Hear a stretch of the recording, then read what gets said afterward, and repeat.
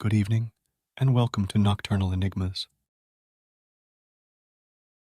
The Glass Menagerie.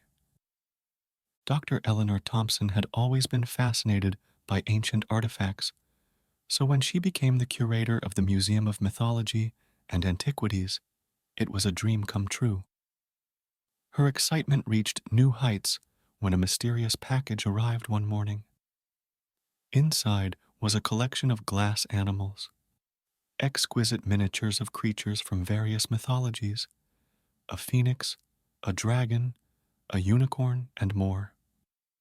Each was a masterpiece of craftsmanship, so lifelike they seemed almost ready to spring to life. The accompanying note was brief. The glass menagerie, handle with care.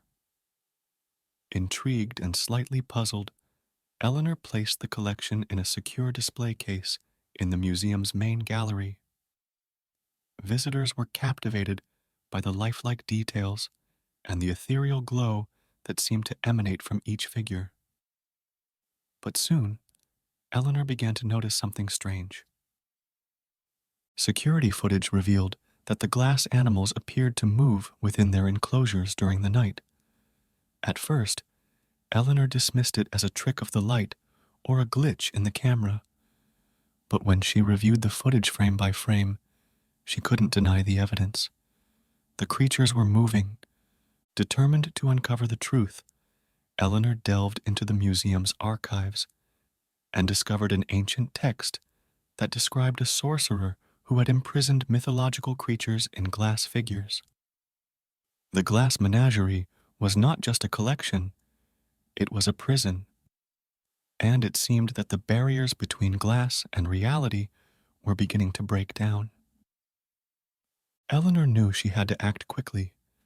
Using the ancient text as a guide, she found a ritual that could strengthen the magical barriers and prevent the creatures from escaping. But the ritual required a rare ingredient, a gemstone known as the Eye of Medusa, said to have the power to petrify. After weeks of searching, Eleanor finally located the gemstone in a private collection. Convincing the owner to lend it to her for the sake of preventing a magical catastrophe was no small feat, but eventually he relented. With the Eye of Medusa in hand, Eleanor returned to the museum and began the ritual. As she chanted the incantations, the glass figures began to vibrate, their forms blurring as if trying to break free. Eleanor felt a surge of energy flow through her, channeling into the Eye of Medusa and then into the glass menagerie.